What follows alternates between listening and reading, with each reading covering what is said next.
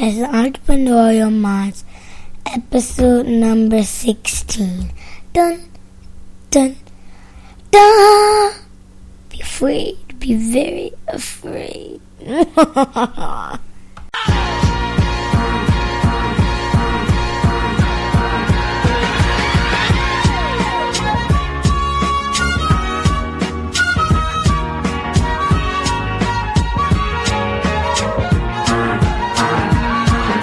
Boom! Here we go, world, with another episode of Entrepreneurial Minds. It's your boy King Arthur here. Hey, Gary, I think we just can stick with the boom for every episode, man. What you think? I guess we can do that. I can do that. But you know what the funny thing is, right? What? They know the people. Know what? I'm gonna keep it in there. I'm gonna make sure it get edited in there, right? 'Cause I don't know if they hear the deep breath you gotta take to do the boom. You had to, like, I don't understand it. You had to like. Oh, I was like, what the hell is he doing over there? They gotta hear me, man. They got to hear me. Super Saiyan or something over there. You had going to take that deep ass breath. I'm about to go God Saiyan. You feel me? Yeah, man. It's your boy Gary. We back with another Entrepreneurial Minds. I'm not even gonna say what number I think this is because I'm way really off count. Sure. That's fine. So, but either way, we got a good episode for you guys. And, you know what I'm saying? A trainer, gym owner, all around entrepreneur, comic book store owner. I mean, amazing. I mean, that's a heck of a combination right there, all on his own. Mm-hmm. You know what I'm saying? So, I mean, just a little bit. I talked to him last week when we was rescheduling the interview we were supposed to do. I already know this is going to be a heck of an interview. It's going to be amazing, man. A real good one. Before we get too deep into this episode, like I do every show, I want to thank all our loyal listeners, all our loyal fans. Keep commenting, keep sharing the show. If you ain't told your best friend, your mama, or your daddy about it, get on it. Please let them know what you're missing. Even if they're not even an entrepreneur, tell them to come listen to it because I'm sure they get some good laughs, some good life jewels, and some good motivation and inspirational stuff to get you going throughout the week. And I gotta take a deep breath there, you hear me? And I gotta say shout out to our previous guests. Too many of y'all to name. We really appreciate y'all. Keep doing it big. Keep doing the great work. Keep serving that community, man, and keep it up, man. We really appreciate everything that y'all doing. Yep. So without further ado, we're gonna bring on our man Flood, is what they call him. What's up, Flood? What's up, man? How you doing? We doing great, man. How you feeling today? I'm old, tired, fat, ugly, depressed. Oh my God! What kind of? Oh my God! You ain't training nobody over there. Somebody on you. Look, like I say all the time, ain't no 400-pound man telling me how to lose weight. I ain't listening. In the world. And plus, I know too many people that you done train, and they done getting their tail whooped over there. So I know you over there putting in work. So I know you tired. 'Cause I know you probably been training people and stuff all day, huh? Yeah, well, I also do some training on my own. I'm actually going to start back competing next year. So, I got my hands in a lot of different little things. Competing what? Yeah. Men's physique, or you going bodybuilding? Or you lifting? That's an athlete, man. I ain't no model. Well, you say competing. I ain't know what kind of competing you do? What you do? Yeah, I ran track. I ran track in high school. I ran track in college, and I ran track professionally for 2 years. Okay, that's what's up. So before I ask questions and dive into it that way, why don't you introduce yourself, Mr. Derron Flood, and let everybody know who you are and what you do, man. Yeah, man. Do I give a full chronological, bio of what I've done? We're going to pull it out throughout the interview, but, give them right now at least a little quick synopsis of who you are. Is, yeah. I'm Derron Flood, gym owner, entrepreneur, I guess, online comic book store owner, athlete, king. King, all right. It is. Okay, King. I can relate to that, my name. They call me King Arthur. That's what's up. The Black Panther over there. I seen it online. That's me, man. That's my alter ego, man. I got mad tattooed on my chest, so I feel you. Literally. We can start off with the same. We start off with the same questionnaire show. Let the people know, what do you think it means to have an entrepreneurial mind? Bravo. Man, I'm the king. I got it.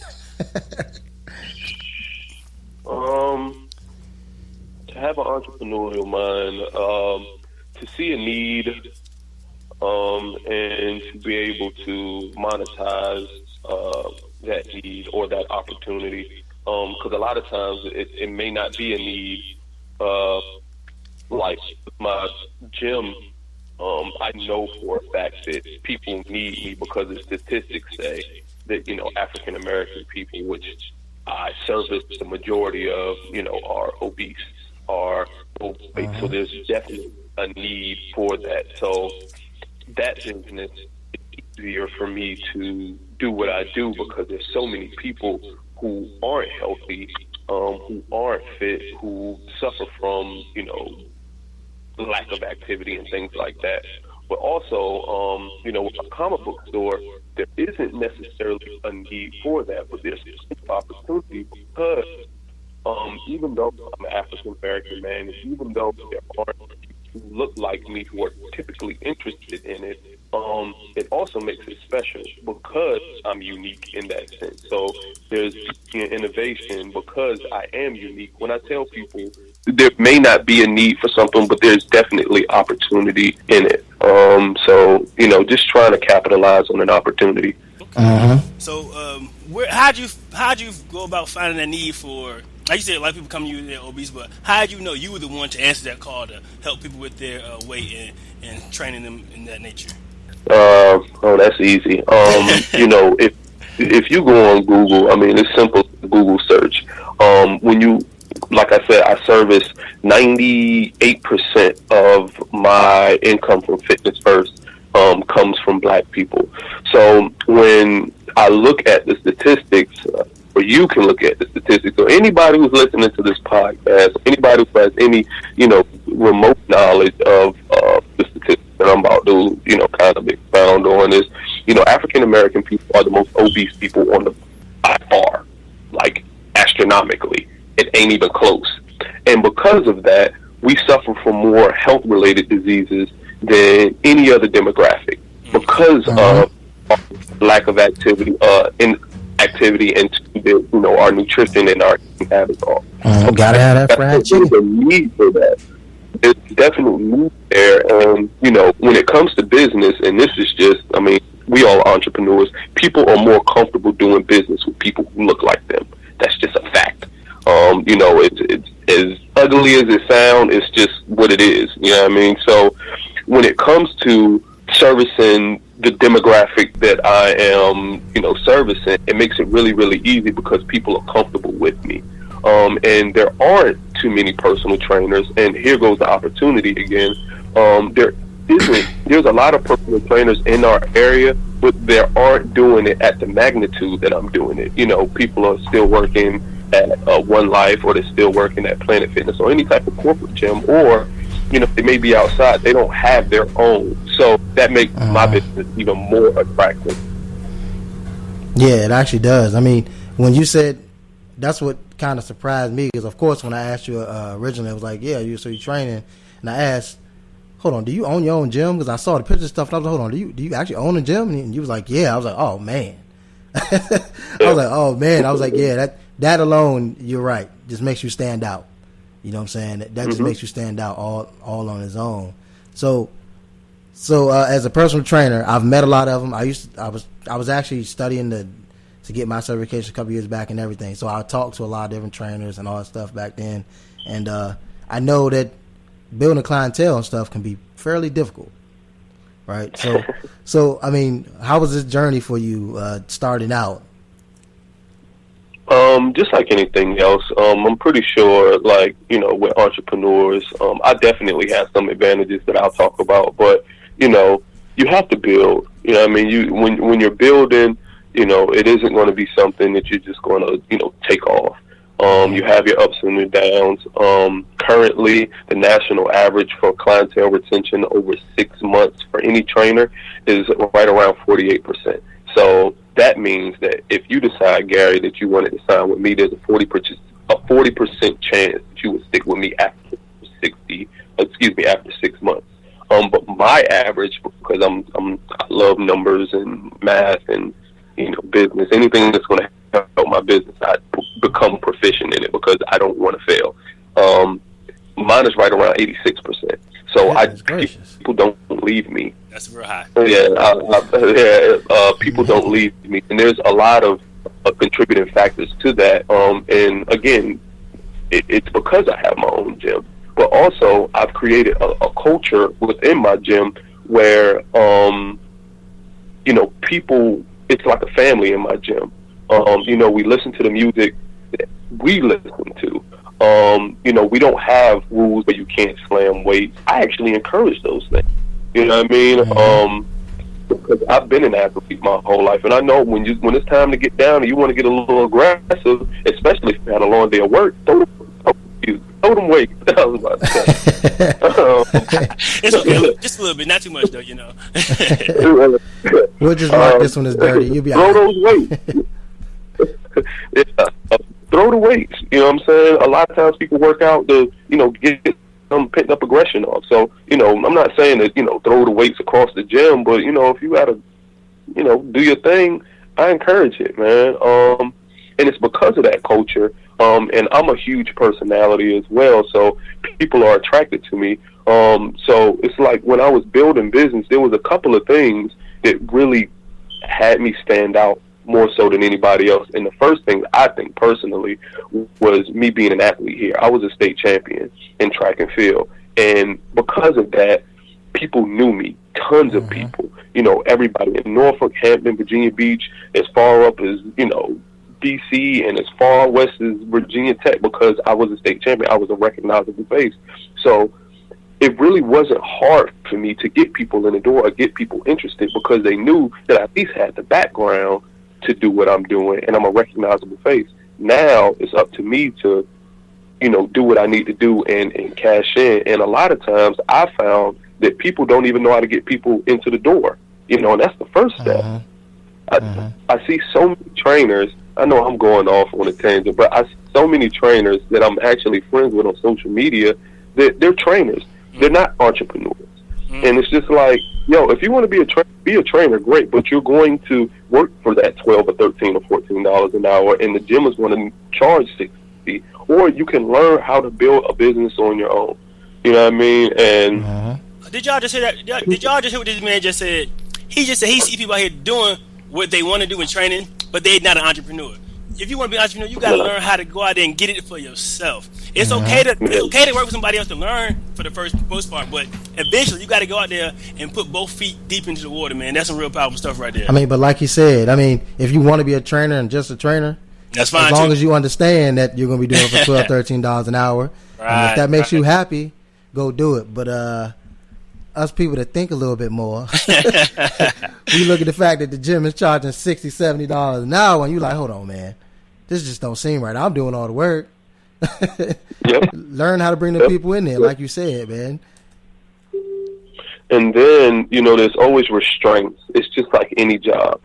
Yeah, they'll pay you, but you have guidelines and rules and things that you can't do, whether it's a time restriction, whether it's the etiquette of how you conduct yourself or the things that you say. Like, you don't have the autonomy to do what you want to do.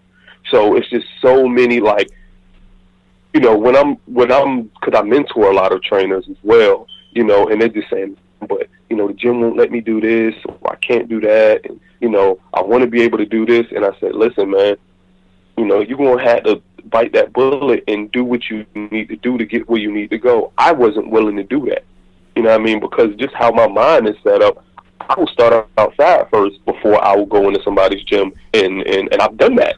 You know what I'm saying? And get paid $10, $12, $13 an hour, where the having to conform to rules, regulations, and guidelines, and it kind of binds you up. It doesn't give you the liberty to be creative, even with your own job.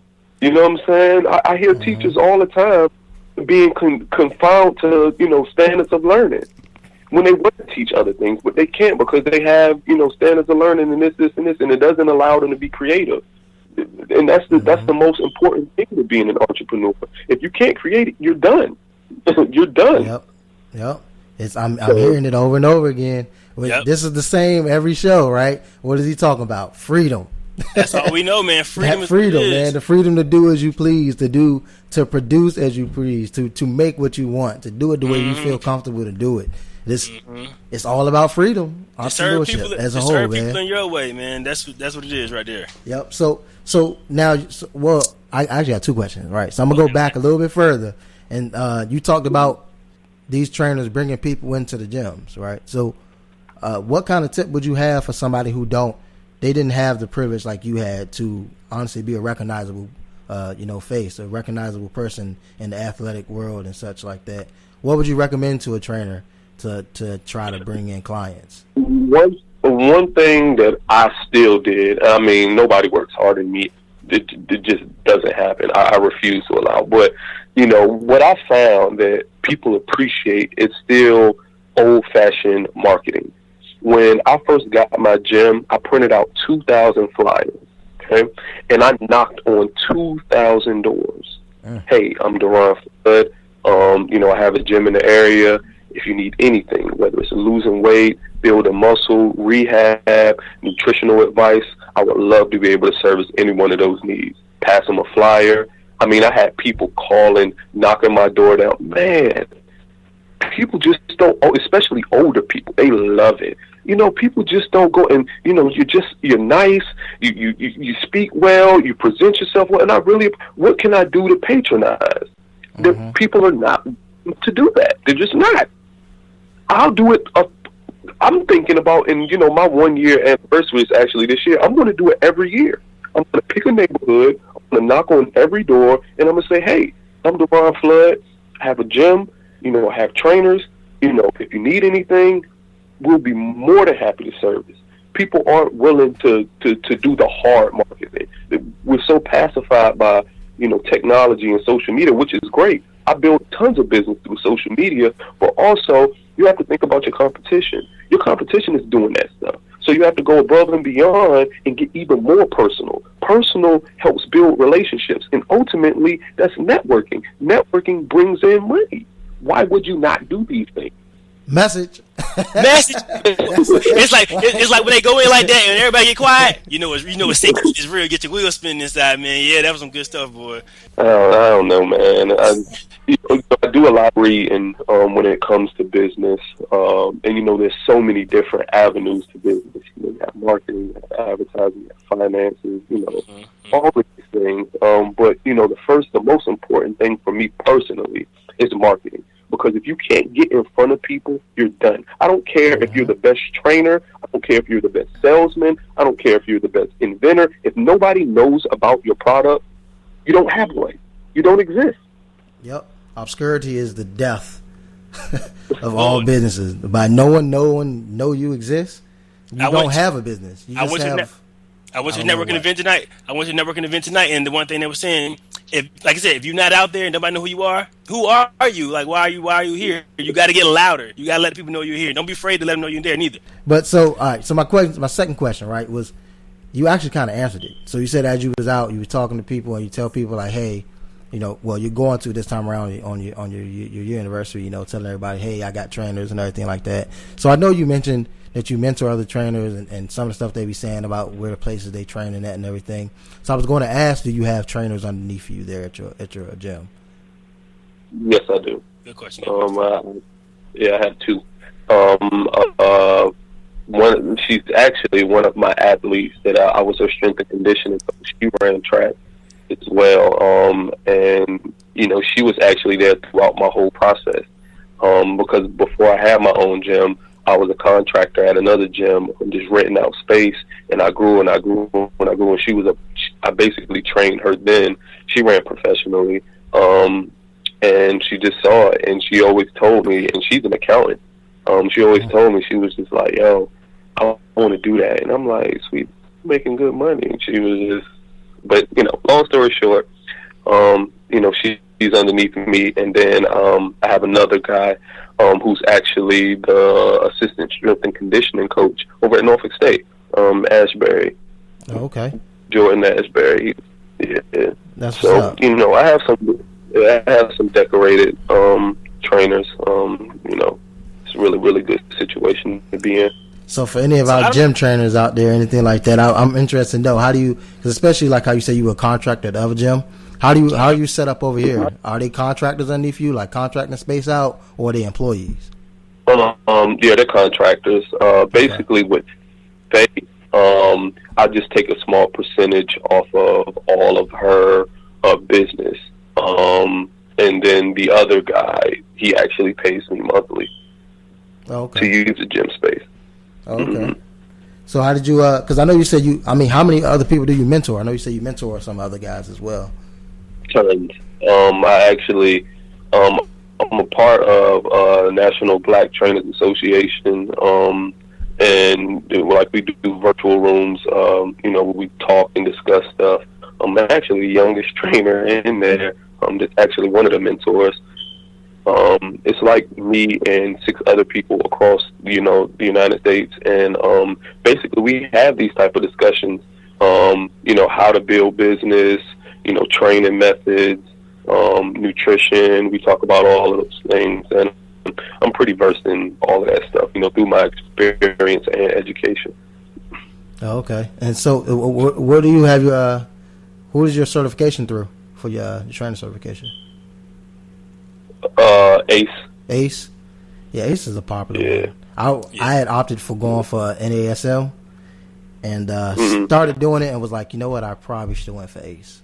I mean, they're comparable. Those are the top 2 ones. If it was up to me, I would have paid, $200-$300 for one of them lesser ones, to be honest, because I found that, when I went in to take the ACE, not to undermine them, I didn't even study. You know what I'm saying? I took it and passed it, and I was like, okay. So, most of the stuff that I do now, self education. I'm frequent at seminars. Just trying to stay as polished as I can.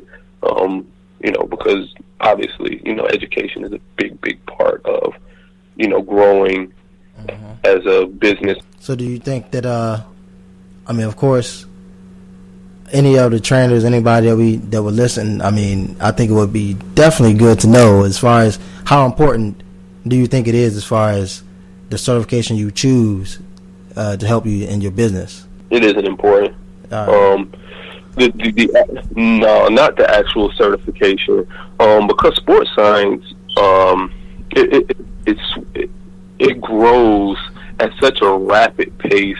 I think the best thing to do is to get underneath somebody who knows what they've been doing, and someone who isn't afraid to stay abreast on, the latest and the greatest.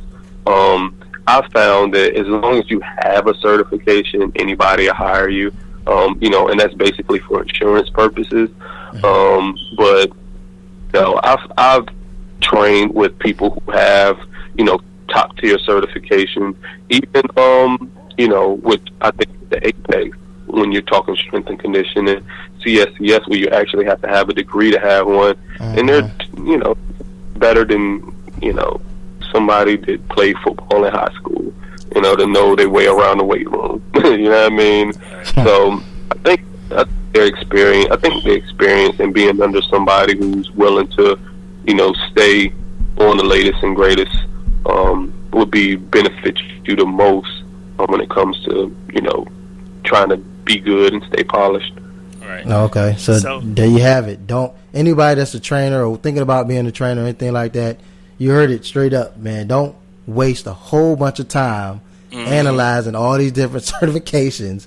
That's what you can spend months per month getting analysis paralysis trying to research every single certification. I was just about to say it, Gary. You know what I'm saying? Analysis paralysis. So, it's like, yes, you want to get something. Of course, I'm pretty sure it's not like a $2 certification, right? But like, come on, man, get out there, pick one, and get it, and find you a good person to get up under that got experience. You know what I'm saying? That's really what it is. Absolutely. And put in work. So Mr. Flood, you mentioned earlier about the information always the science. You call it workout science or the athletic science? Sports science. The sports science. Sports science is always changing. So me and Gary kind of versed in nutrition. So do you do any kind of nutritional training along with your workout? Absolutely. Nutrition is actually the cornerstone of my programs. again, because I'm dealing with, African Americans, one thing that I've become extremely passionate about is nutrition, because I found how beneficial it is to, the success of my clients. And I tell my clients all the time, your success is my success. The best way for me to, and the easiest way for me to build business is if Gary decides that he wants to train with me in 6 months down the line, people can't recognize him. I don't even need to market if, he's doing what he's doing, if he loses the weight. And that when you couple a rigorous training program with a sound nutrition plan, those results are, they're second to none. I actually have a clientele transformation page on my Facebook where it shows all my before and afters. I've been a trainer for about 4 years, and I've had 4 people lose over 100 pounds with me. So, we making it happen. As far as the nutrition is concerned, we take a plant-based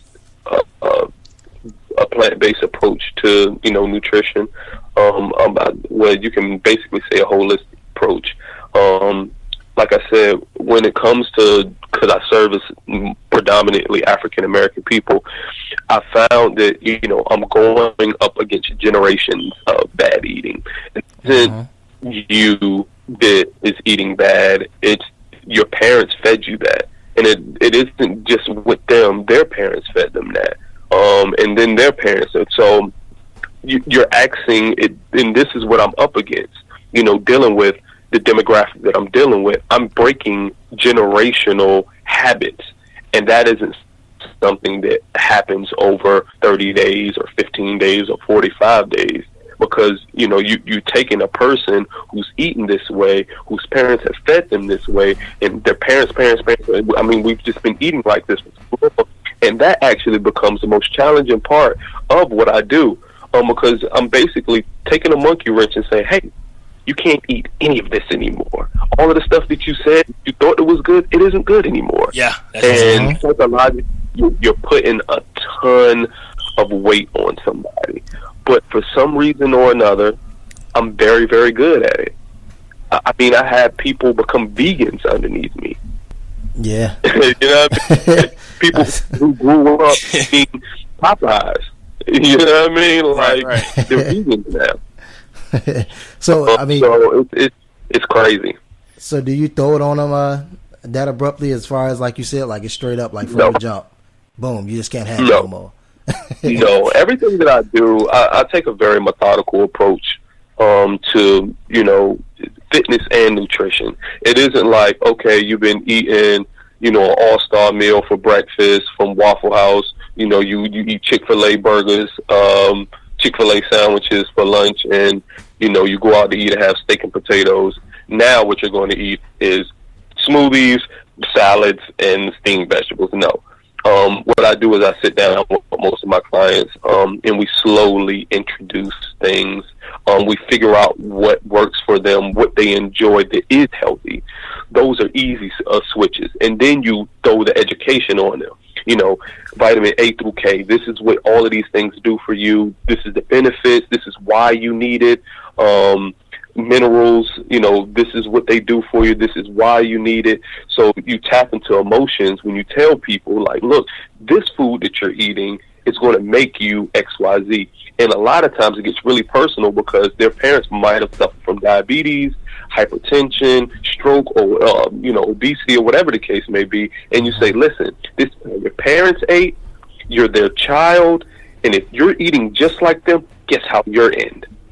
You're going to end up just like them. Man. So, and unless you change, we have to break the cycle. You know what I mean? And that's what I'm big on, breaking cycles, man.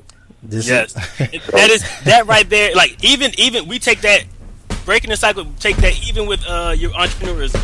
If your parent was an entrepreneur, you may not be an entrepreneur. If your parent didn't have a job, you may not have a job either. So whatever your folks did before you and before them, you're probably going to do it unless you get conscious enough to change it, to make something different, and do better, man. Yep. So I said plenty of times before, my two loves and my two passions is fitness and nutrition and business, because they go so hand in hand. I mean, for one, like you said, breaking those cycles when it comes to fitness and your nutrition, like eating right, learning to eat the right things. I mean, for one, that is one of the hardest things people will honestly do, is using that willpower to not eat certain things, you know what I'm saying, to make those smart choices. But once they do it and then they start to see change and they start to see results and they realize like, I thought I couldn't do this, but now I do it. Look at me. Now a whole nother sense of power is just broken.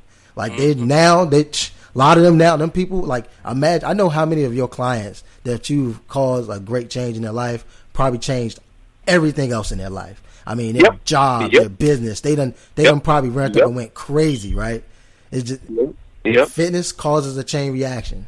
Hands down, it causes a chain reaction. And once that is set, all that other fear and most of the other stuff is gone. It's just, there's no, I can't do anything. What? I can't start a business? Oh, you lying. Look at me, right? Look at my stomach. You know what I'm saying? It's like, you know what I'm saying? It's amazing, man. It's amazing. You have no idea how much, exactly the words that you're talking about. I talk to my clients about it all the time, especially my newer clients. They always tell me, you know, I hear it all the time, well, you've never been overweight, so you don't know what it's like to do the things or what I'm going through. I say, listen, yes, I may not have never been overweight, but I've been broke before. And the reason all of this stuff is here is because of my sacrifice. And there's a certain amount of discipline and sacrifice that goes along with anything that you want in life. Whether it's, you know, trying to get your body right, which, like you said, piggybacking off of that, I found that once you can, you know, get that discipline and that structure down, it makes it real easy for you to do other things because you know what it's like to fight. And I decided I wanted to be an entrepreneur. I knew I was going to have to make certain sacrifices, especially when it came to the nutrition. I'm big on practicing what you preach. You know, you'll never see me out drinking a beer or having a hot dog. Never. It won't happen. I don't even do that in the privacy of my home. Discipline. And it helps so much with my business. Taking care of my body helps so much with my business. So when I have, you know, $800 or something like that, and there's a piece that I need for my gym, and that's all I have, and it costs $650, I'm confident that I can do what I need to do with it because I know and I believe in myself enough that the process is going to be able to take care of itself as long as I put the work in behind it. I learned all of my business stuff through nutrition and working out. That's all it is. That's what's up right there, man. It really is. I mean, but you know, there's a reason why every single successful person, every single rich and millionaire, billionaire person all talk about what?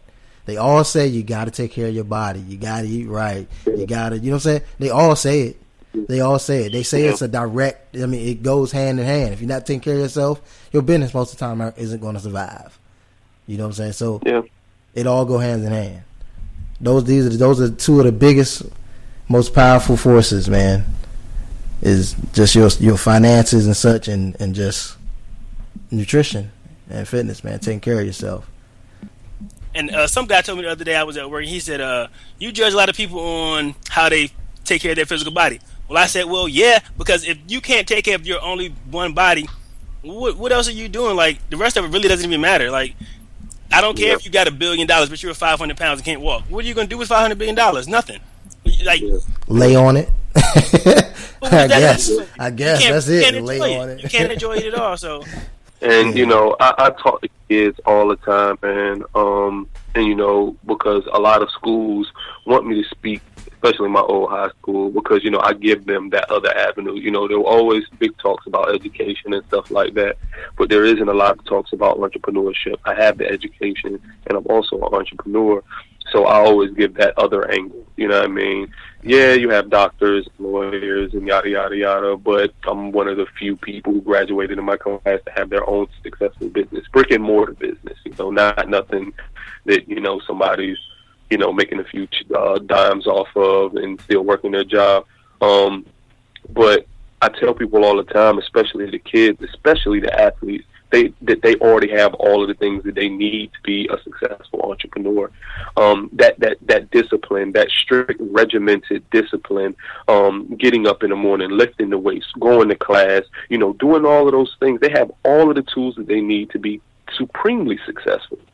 But for some reason or another, as soon as we get institutionalized, like it just gets stripped away from us. You know what I mean? I found that the complacency factor in the institution restricts the creativity and the fearlessness. You know what I mean? And it takes both of those things to be a successful entrepreneur. You know, stuff like even bonuses. I mean, there's so much science behind how corporations treat people. You know, dinner parties, they'll never give you money. You know what I mean? And if they do, it comes in like a gift card to Walmart or something like that. They ain't going to give you a whole $1,000. You know what I mean? Because of the psychological implications that comes with that. They want to feel like they're giving you gifts. You know what I'm saying? Well, look, you should appreciate us. Here's a gift. Like, but we all forget that we work to make money. Save your $50 gift card. Give me the $50 cash. Yes, sir. You know what I'm saying? Yeah, They're not exactly. going to do that. They're not going to write a check for $50. They're not going to give you cash for $50. They will much rather give you that gift. You know what I mean? Because the psychological implications that comes behind gift giving.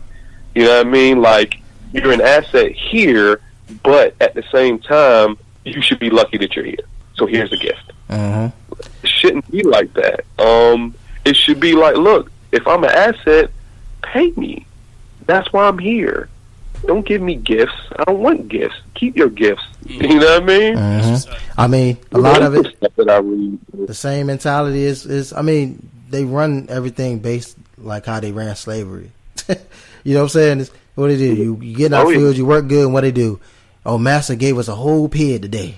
Master gets a whole pig. You know what I'm saying? It's just, you know what I'm saying? So it's just the same now. Oh man, you know, they threw us a whole party. You know what they did to us? Same. They do the same things. The psychology does not change. People, you know what I'm saying? People still think the same way. You know what I'm saying? So they just use the same tactics, and now they pay you paychecks, but they keep you loyal, keep you in check, they keep you right there. For one, they pay you just enough that you still need them. You know what I'm saying? Yep. And then they throw you gifts, like you said, throw you little stuff here and there to make you think, oh, that they love you. The table scraps. Exactly. So I know we talk about a lot about the training part of your entrepreneurism, how you got your trainers under you, and how you do your other thing with the other gyms and your nutrition and stuff like that. So let's go ahead and move on over to your other part, your comic book, online e-commerce comic book. Oh man, this is the fun part. So you know what? To start off, I just want to know, what is your favorite all-time comic? I know you got one. I know you got one. Fantastic 452. Fantastic Four 452. He gave us a comic book exact number. Not 452. Number 52. Oh, number 52. See, if you ask somebody like comics and they'll say, yeah, I bet they can't tell you a favorite comic book number like you just did. So that's how you know you. That's how you know you messing with. That's the real deal right there. He gave you the number of the comic book. Like, don't play with it. It's going down. So, I mean, how did this love of comic books come about? Just as a kid, you know, how old are you guys, by the way? 29. Both of us 29. Yeah. Okay. All right, so y'all my age. Cool. So we grew up watching X-Men, we grew up watching Spider-Man, Batman Adventures, you know, not Batman Adventures, the animated series, excuse me. You know, right around that time, you know, Dragon Ball Z was, you know, popping. I just always been into, you know, animation. And, you know, watching X-Men, watching Justice League, watching Batman, kind of like pushed me into wanting to see what else is out there as far as literature, because I was so into those cartoons, man. I was like, man, I got to have more. I can't wait to Saturday. You know what I mean? Because that's when Saturday morning cartoons came on. So, you know, I started into comic books, and it became something I really, really, really, really enjoyed. And, you know, that was in the early 90s, 92, 93, 94, 95. And it's just something that I stuck with. And then, you know, after about 3 years, my father actually, he told me that he actually collected comic books. And we got into this whole big, long discussion because my dad was actually a Black Panther.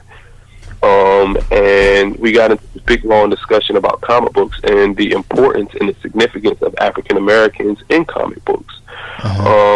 And basically, it wasn't what I wasn't ready for the conversation at the time, but it was a life-changing experience for me. When I tell you guys that Black Panther is my alter ego, I mean that. Like, people have no idea how inspiring his books were to me, because I was literally the only kid in school discussing Black Panther. I mean, I remember it like it was yesterday. And that's why I said Fantastic Four 52 is that's his first appearance. He's the first the first black superhero in comic books, period. July 10th, 1966.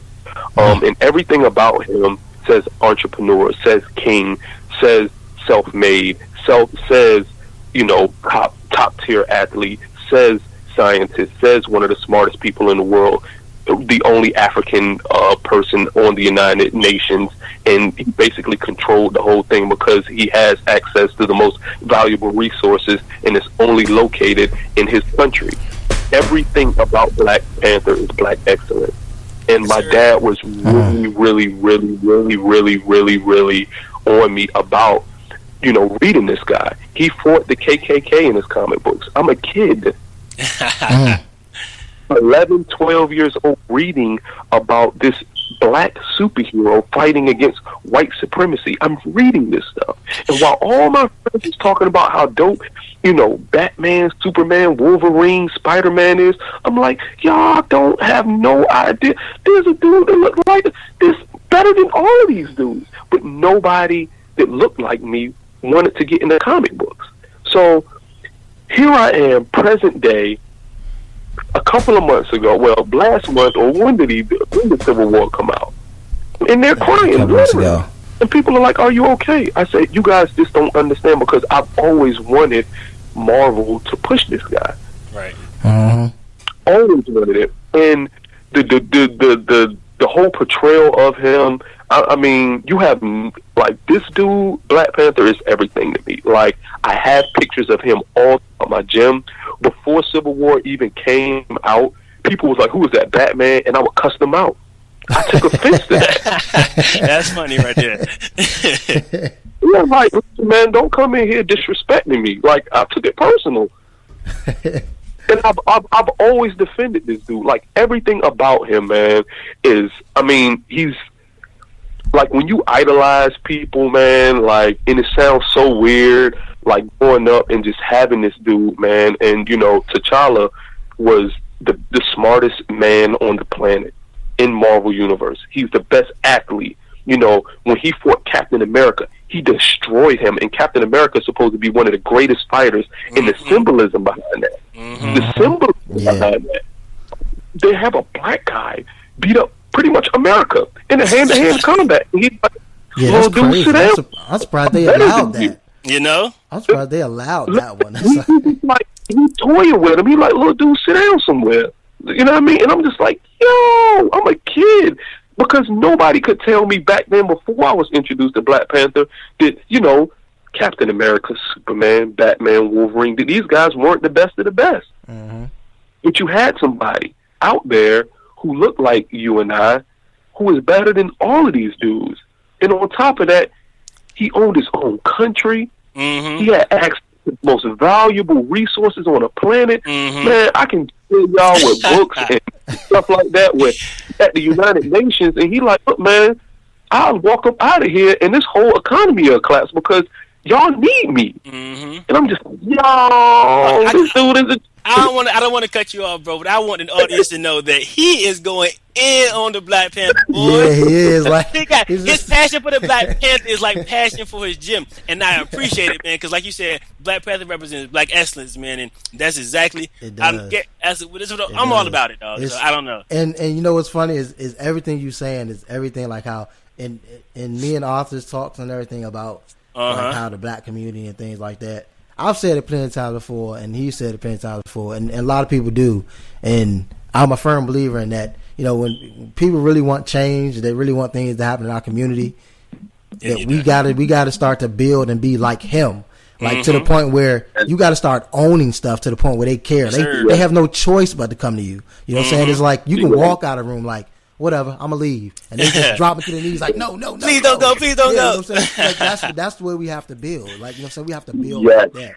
You know what I'm saying? So which is why I'm a firm believer of like not building just straight like black community stuff. You know what I'm saying? Build stuff where I'm gonna put it right in the middle of all y'all stuff, and y'all ain't got no choice but to come here. You know what I'm saying? Like, I'm gonna put it all in your face, and you have to come to me. What you gonna do? You hate me? I don't care. Give me your money, because you ain't got no choice. You know what I'm saying? And then if you talk nonsense, I'll shut for 2 days and watch how bad y'all want me. You know what I'm saying? You know that's the way I see it. I think of taking over. You know what I'm saying? And that's how I see the way you're describing him, and is exactly what he was. He was a straight ruler. Yeah. A straight ruler. How'd you become? We gotta get back to entrepreneurship, man. How'd you become? So what made you want to sell? I know you love the Black Panther that much that it made you want to sell comic books online. So how'd you get that process started? It was actually my brother's idea, because I'm trying to figure out how I can articulate this. He read an article that I actually have saved on my Facebook profile.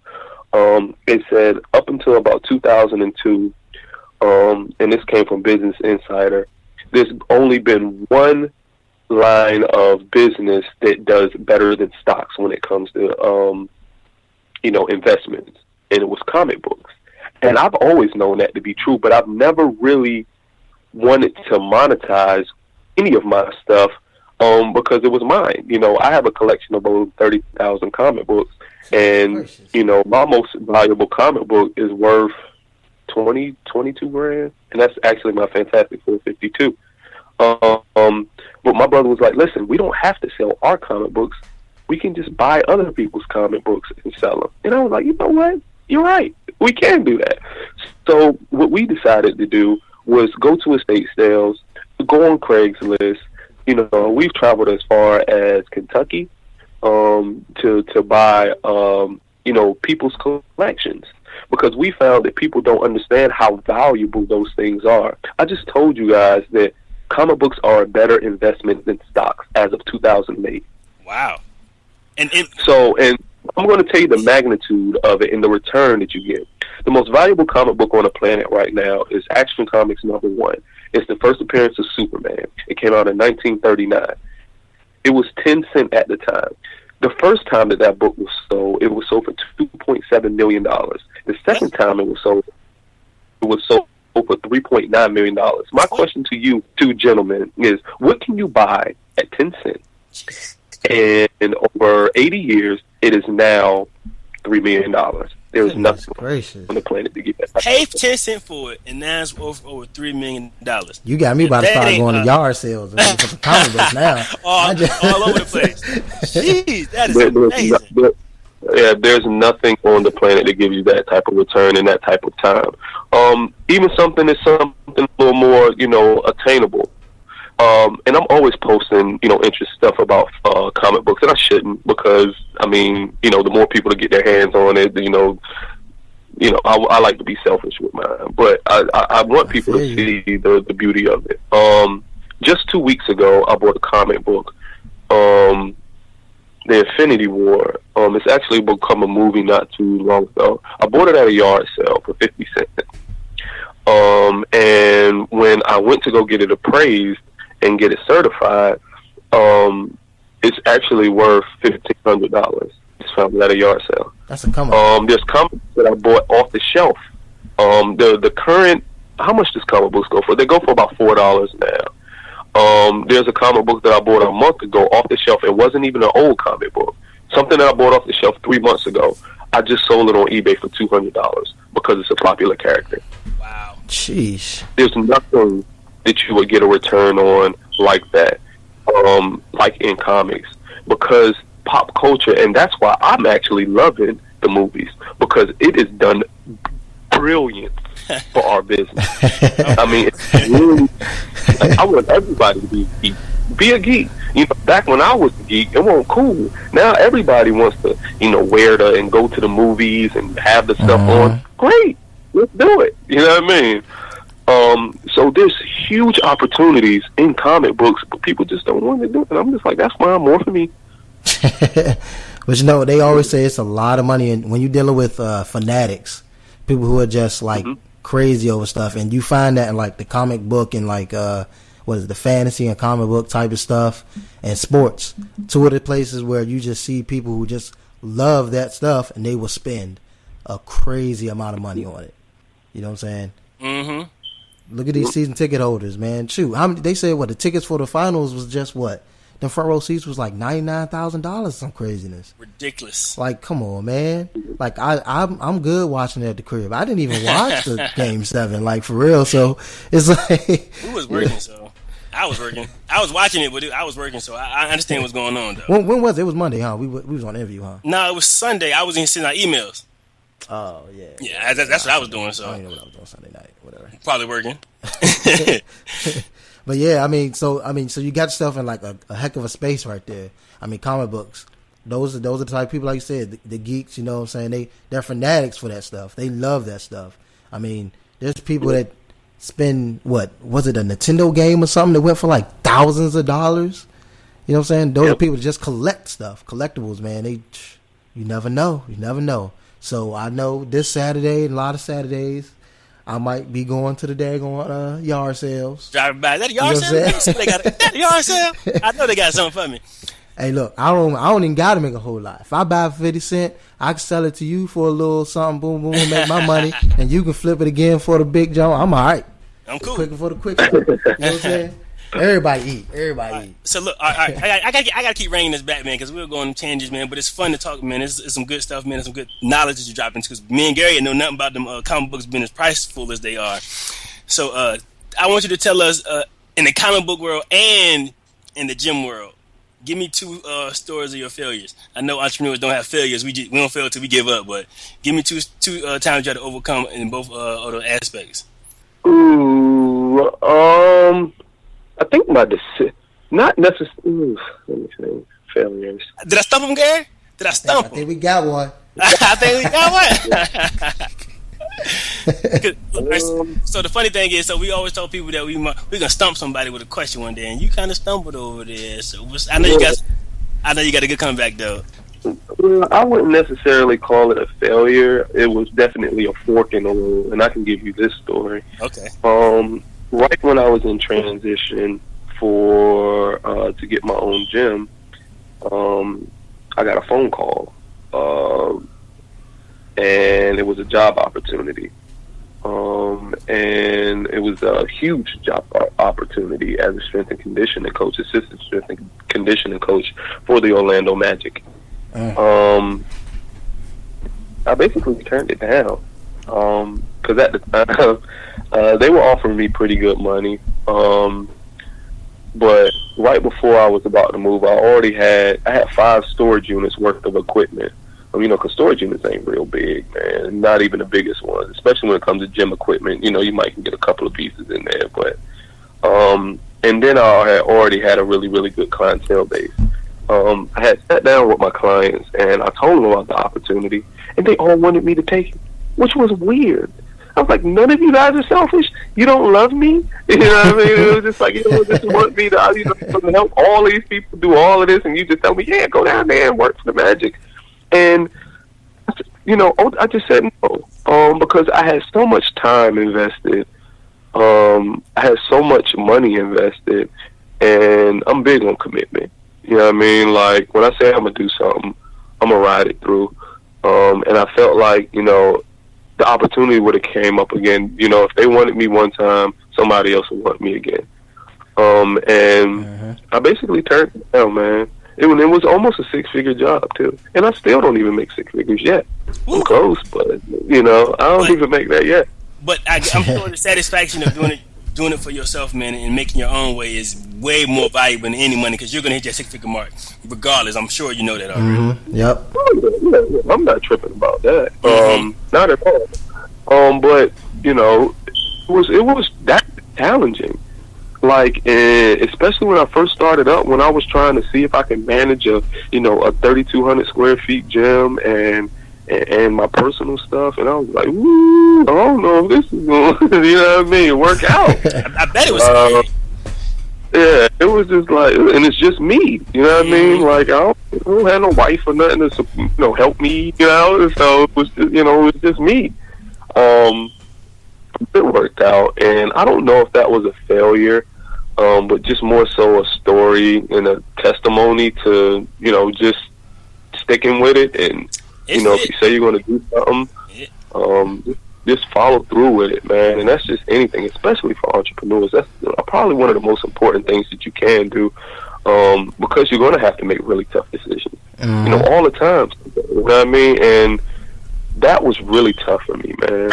Like, really, really tough. Yeah, that's one of the major tests, man. That's what you see that a lot of the time, man. Because especially as soon as you make that decision, like, I'm gonna take the leap and go on my own. What happened? You get a call from Orlando Magic. That's just crazy, right? You know what I'm saying? That's type of stuff that come and test you. You know what I'm saying? Look at you now. Yeah. I mean, you're changing lives out here. Yeah, and now I definitely have a failure in the comic world. Me and my brother, we went on Craigslist, and there was a guy who posted a very, very nice lot of 10,000 comic books. He had pictures of some really, really high-end stuff, and we were under the impression that he didn't know what he had because the price point that he was asking on it was, I was just like, how? I mean, he really just didn't know. And, after we talked to him, he said it was his son's, and, his son is in the military, and his son was just like, get rid of it. And we was like, oh, man, this is a golden opportunity. Nice. So, the guy was in South Carolina, like deep in South Carolina, like Walterboro. So it was a pretty far distance. We got down there, and long story short, the comic books pictures that he had online were stock photos from somewhere that wasn't the real comic that he had. We went all the way there, and see, I have a bad attitude. I have a really bad attitude. Like, my brother's cool, collected one, so I'm trying to fight the dude and everything, because we went all the way down there, time, all that. And this was when the gym, I was still like trying to rock out and get the gym situated, and we took off a lot of time. And, that was something that me and him both had to learn about, as far as like what we're looking for, when it comes to prospects for our inventory. Ask more detailed questions. What we do now as one of the learning processes, like, hey, write a name on a piece of paper and the time and then the date, and then take a picture next to your inventory, because we need to know what you have is what you say you have. Right. It was a tough pill to swallow, man, because I wanted to rip that dude's head off, man. I'm sure you did. I understand. I understand when you say you got a bad temper, man, especially a bad attitude when people say one thing and they falsely got you down there on false pretenses, man. I know you wanted to do some things strange to his face, but yeah, that was a hype. Blind, deceit, all that. You know what I mean? And at the time, I couldn't afford, because I was still trying to establish fitness first. You know what I mean? It was just like, man, this is a come up. We need to go get it. Right. My brother drove down my brother lives in New Jersey. He drove down from New Jersey. We drove down from Virginia. And he was the calm one. And I'm like, dude, you got about 18 hours to go home. You mad for big bro, huh? Let's do something to this dude, man. I'm glad your brother had a calm head, man. Jeez. Yeah, I know, right? So, I thought this whole time, I thought your brother was here with you locally. No, my brother lives in New Jersey.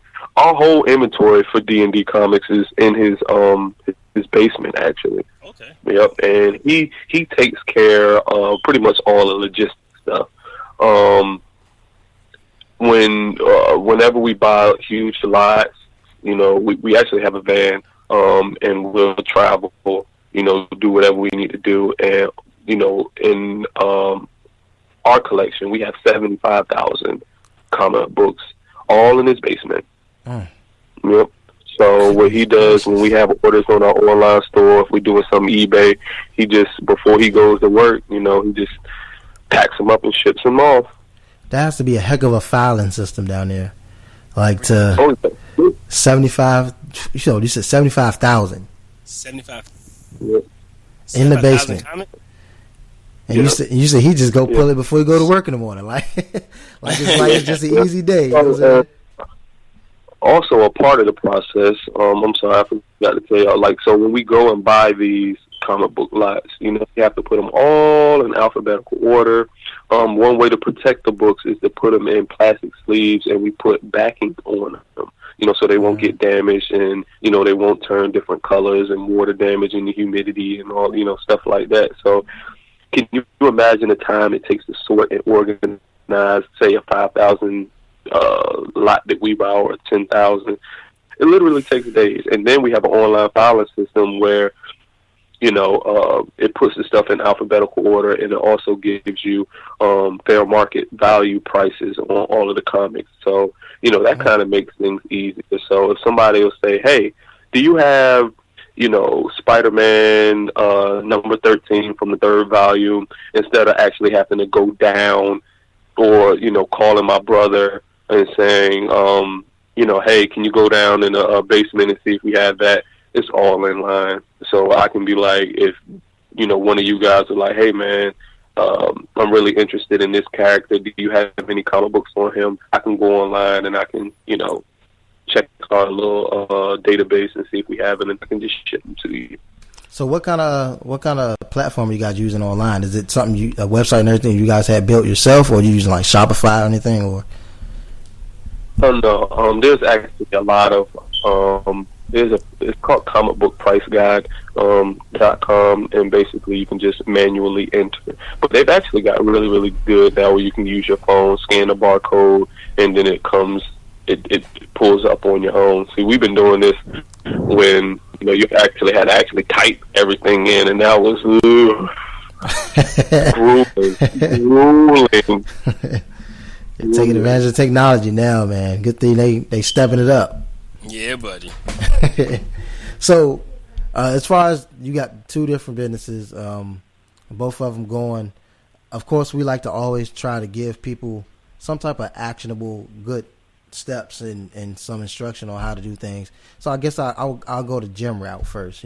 If you got somebody out here that say, they've been training for a while, they want to start their own gym, anything like that, what would be some things you would give them to look out for, some advice starting up, or steps they need to take to owning and operating their own gym? What I did was I basically I piecemealed everything. Gym equipment, especially gym equipment, is insanely expensive. I'm sure. And it's ridiculous. It's just way, way, way expensive. So what I did was, like I told you guys before, I had storage units. I would basically buy one piece when I had some extra money, put it in a storage unit. Buy another piece, put it in a storage unit. Buy another piece, put it in a storage unit. And when I got comfortable with the amount of pieces that I had, then I decided to look for a space. And I found a space, and, it was history after that. And it seems like I'm buying new equipment all the time now, just adding on to even what I have now. So that would be one thing that I would suggest if somebody wants to start their own gym, is you don't have to worry about having a lump sum, $30,000, $40,000, $50,000. You can buy the small things now and, put them away that isn't going to hurt you as bad. Also, used equipment is really good. There's fitness factories in North Carolina and in Upper Virginia, and I think Tennessee, where they sell used commercial equipment at a reduced price, which is still insanely expensive, but it's better than going on Hammer Strength or something like that and paying $10,000 for an elliptical. Man, Flood, man. Also, Go ahead. Go ahead, I'm sorry. No, I was just saying, man. I fully understand what you're saying about piecemealing, man. Because I started a nonprofit, man. We needed computers, and it was like, man, how am I gonna get computers? And I said, look, man, if anybody can get them to me, I buy a computer at a time. Now I own 30, but I first had to buy that first one, had to buy another one, then I got 5, and then I got, So you gotta. Don't take no for an answer. You gotta find a way. You gotta find a way to make things happen, man. Do not let anybody or anything stand in your way. If you really want to make it happen, make it happen. I was curious as far as you talking about piecemeal and putting everything together, and I mean, of course, all this equipment and everything is expensive. So, is this something that's doable, straight out of pocket? Starting up the gym, getting everything going. I did it. Okay, I did it. Okay. Yep. Yeah, I was definitely thinking, did you go out and get a loan, or you just bought it all up? How long did it take you to gather all this equipment? About a year and a half. I was just incredibly patient, man. You know what I mean? And you guys know, entrepreneurs, if you ain't patient, you're done. So just trying to be as frugal as you can, and just, being patient, man. Because there's going to be a lot of pieces that are really, really, really out there in price. But, if you save enough, you can do it on your own. I get that question all the time because people know how expensive that stuff is. And they're always shocked. And I was just like, listen, time is the greatest asset that you can have. You know what I mean? If you manage your money and you put it where you need to put it at, you'll be able to afford whatever you want. You know what I mean? Think about how much money we waste on clothes and stupid stuff that we don't need. We talk about fast food money all the time, man. Yep, sure enough. Yeah. And you ain't gonna talk to Flood about that fast food, man. He ain't about that. I heard him say he ain't doing no beers or nothing, man. Yeah, he said he ain't going for the beers. He ain't doing none of it. I'm like, man, I can't even get a blue moon out this joint. I appreciate the discipline, dog. I really do. Sure enough, dude. So are you? I mean, it's taking it back a little bit, but are you a full blown? You're not a full blown vegan, right? Or no? Most days I am. Some days I'm not. I don't eat red meat or pork. I don't really eat processed food. I don't do dairy. I don't do shellfish. When I do eat meat is fish, sometimes chicken. But I can go 3-4 weeks without eating meat and be perfectly fine. I ain't got there quite yet, man. I do a day. I may even do 2, but I got a whole bunch of family around here, man. They love some chicken, and we love some fish around the joint. So, but I said when I turn 30, I'm gonna try to go 30 days straight vegan. You know what I mean? On top I went vegetarian for 2 months, man. I probably be saying, I be telling everybody that. I was like, I was vegetarian for like 2 months, man. You know what I'm saying? I was out there doing it. You know what I'm saying? Until I went to a family reunion and they didn't have no vegetables for me. I had to eat me some hot dogs. I was hungry. Oh, my God, yeah. I was hungry, man. I was starving, boy. I would not eat a hot dog. I can tell you that. I'm not eating no hot dog. I need to get my discipline like Mr. Flood over here, man. What you do, man? What you do to get your discipline like that, or you just say you're not doing it? So it's weird. Like I told you, when did I talk about what I've done, like as far as like jobs before? No, you didn't. You haven't. All right, so doing a little backtracking. I'm sorry, world, but it's important. I was a coach, a collegiate coach. I coached at the University of Texas San Antonio. After that, I moved home, which is Norfolk, and I enrolled at Norfolk State to get my master's, and I didn't finish because I got a really good job as a pharmaceutical sales rep, which basically helped me do a lot of the selling that I do now. Essentially, I sell myself, but it taught me a lot.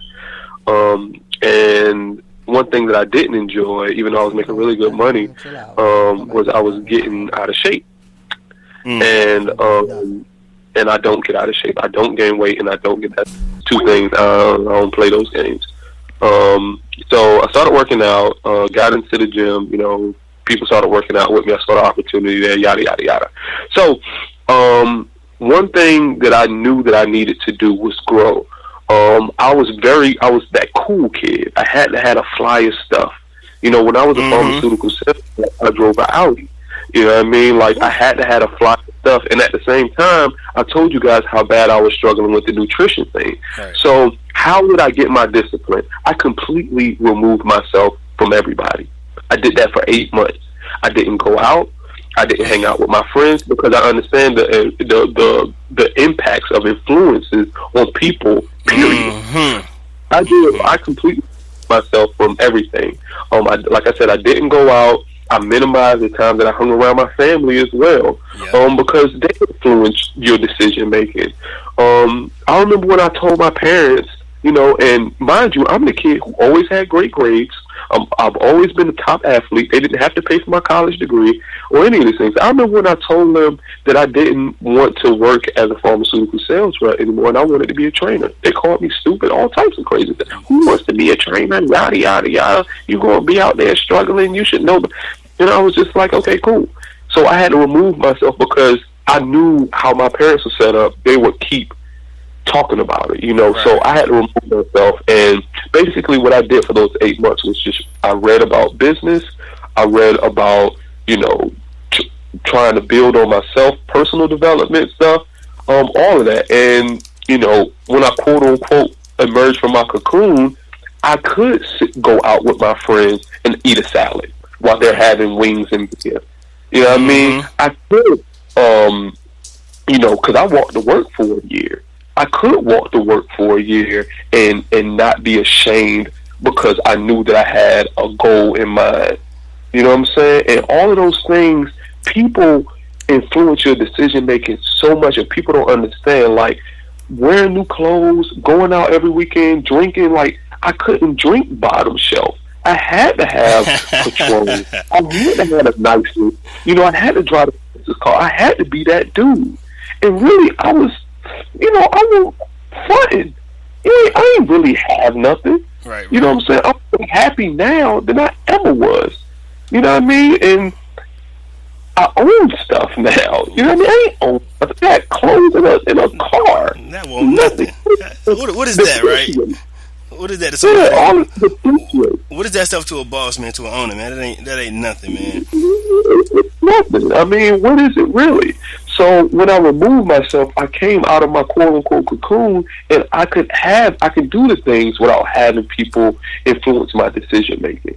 When I went to my parents' house and they talked about what I was doing as far as like the training thing, it didn't bother me as much. You understand what I'm saying? Like I have to hear about it all the time. Every time so how's personal training, Mr. Trainer, stuff like that. And and before it was like I would get frustrated, I would get mad, and after that period of time, I was like, it's going great.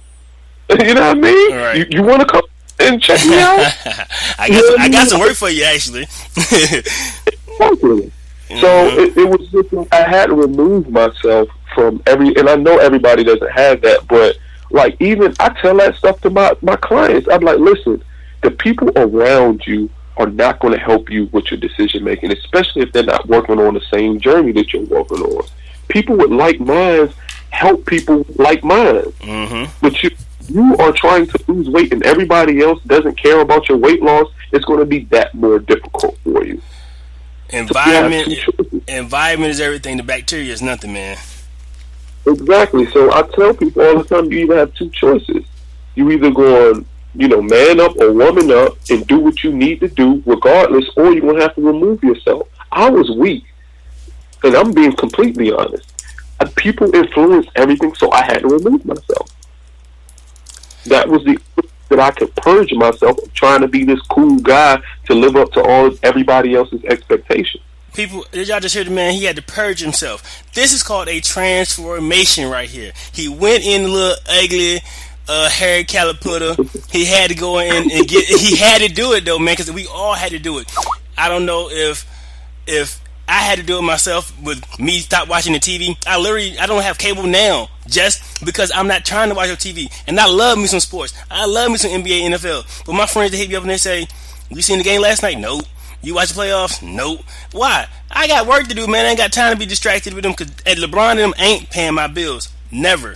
Goddamn, Steph Curry ain't coming to cook me no dinners. Ain't none of them foods putting gas in my tank. You feel me? So you got to put yourself in a cocoon. You got to go through it, man. And then you'll come out the other side of the butterfly. Because people say you watch sports, and I'm happy to say no now. Wonder why? Because I got goals in mind that I'm trying to reach and that I'm trying to get to. And it wouldn't happen if I didn't go through that transitional period.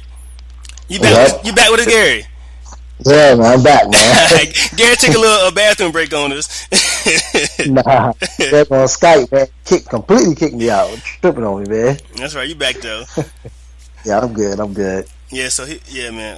That was a great story right there, man. Because you got to get away from them negative people, man. Because John talked about it too, man. If they not on the same wavelength, you can't talk to an employee about being a boss or an owner. He ain't got the brain for it. He ain't got the vision for it, man. And that is so powerful, man. That whole little spiel about going away for 8 months and telling your family, all right, keep on laughing. Look at me now, right? It ain't even you ain't being cocky, you ain't being arrogant, you just being real with them because you seen that life and you knew what that life produced. I'm gonna go try something different. Oh, I like this. Like you said, he's happy as he ever been.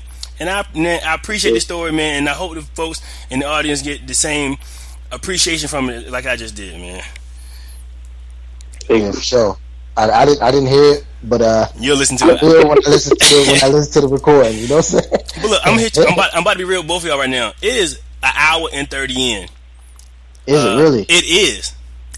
And Darren, when we called you last week, you was like, "Man, how long is it gonna take?" It depends on you. You feel me? And like I said, it was some good conversation. We got some good stories, some good nuggets, some good jewels. I ain't trying to cut it short, so got some more questions for the man, Gary. I mean, we basically covered much of everything, so we can go to our normal. I mean, I will like to take this moment and award you, Derron Flood. You know, so we're gonna bring you the belt.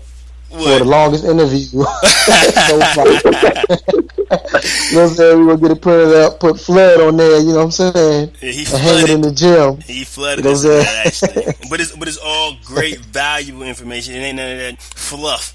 We don't do a lot of fluff, y'all. Nah, I won't get none of that. It's all straight real people with action. We ain't that big dude in the gym who can't lift 10 pounds. So Flood, man, what kind of books stuff do you read, man, to keep feeding your mind and everything? Keep feeding that entrepreneur. Like I said, I read a lot of Black Panther. That's first and foremost. Anybody who's out there, I'm telling you, like, this isn't just. There's tons of inspiration in his books, man. Like socio-economical, all of that. It's in there, but. Besides that, what's weird is I get most of my inspiration from reading African American history, what our ancestors went through, miseducation of the Negro. I've probably read that book, 10 times. Not so much. I mean, obviously, I read a lot of business stuff, but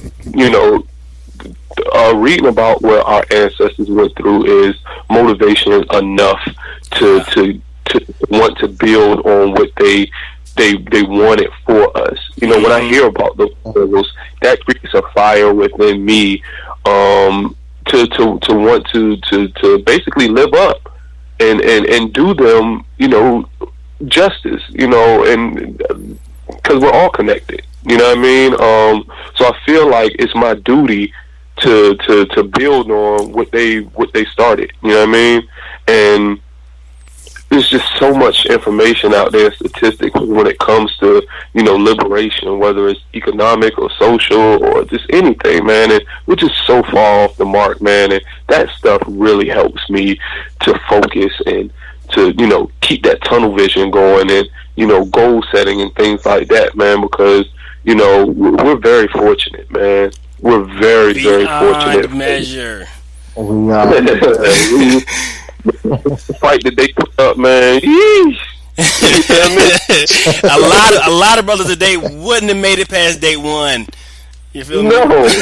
Like, yeah, exactly, man. Shoot, some stuff they was going through. Goodness gracious. But I'm what a time to be alive, man. We got this information at our fingertips. And man, these little kids, man, I don't know if this might be pertainable, but these little kids be telling us, I don't know how to do this. Why you don't know nothing? Because y'all were born with internet, y'all fingertips. Y'all ain't got no excuses not to know nothing. YouTube teach you how to do anything and everything you want to do. YouTube can teach you how to speak English and French at the same time. You just have to be a little resourceful and go find it. That's it. And be determined, like my man said. You gotta have some determination, some resilience, and some perseverance, man. You got to have all those key tools. See, and what's weird is like with our ancestors, man, they didn't have a choice. You know what I mean? And this is the stuff that the fire, like they didn't have, like if it was accessible to them or they didn't have resource from, you know, other cultures and stuff like that, it wasn't there. So they had to make a way for themselves. You know, like they had to learn about medicine. They had to learn about agriculture. They had to learn about technology at the, you know, whatever was pertinent at the, you know, at the time or whatever the case may be. They had to do those things because they didn't have another choice. You know, they couldn't go over to, you know, a neighbor's house or something like that that was, you know, that didn't look like them and say, hey, how did you do that? You know what I mean? Or, you know, or you know, have access to the net or things like that where we can find, you know, information from different cultures and stuff like that. So stuff like that inspires me, man. Like to have nothing but your family and still maintain and do whatever you, and we just spoiled, man. It's disgusting. Yeah, I think that word just sums it up right there. Spoiled, yes. Yeah, we just spoiled. I call it ungratefulness, man. Because even us being in America compared to some of the people over in India, Africa, and some of the third world countries, man. Even compared to them folks, we still have everything that we could ever, even more than we could ever need. Like we don't even need this much running water. Actually, we don't even need this much gas sometimes. Like we don't even need as much food we waste and eat. Man, we can talk about it all day long, and I ain't even gonna go into it because I get real passionate about this type of stuff. So, man, we ungrateful.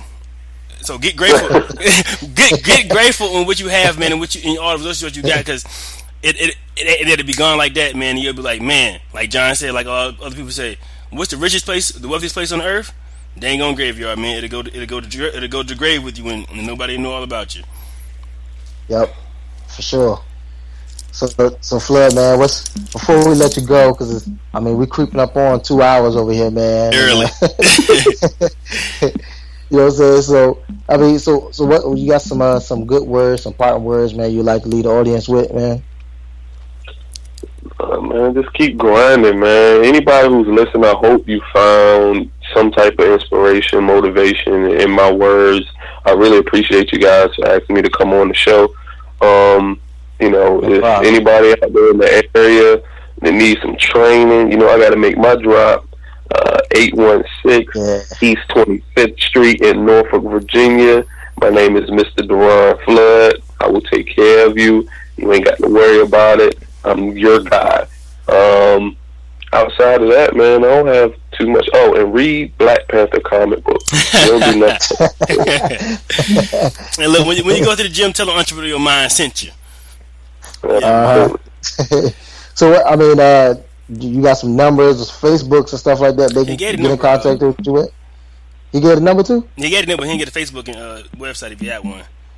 Derron Flood. Just find me on Facebook. That's where I do all my, you know, crap talking. I talk a lot of crap on Facebook. Derron RRONFLOOD. All right, Mr. Flood, man. Thanks for coming on, man. We really enjoyed it. Yeah, man. You have a good night, man. All right, appreciate it. All right, bro.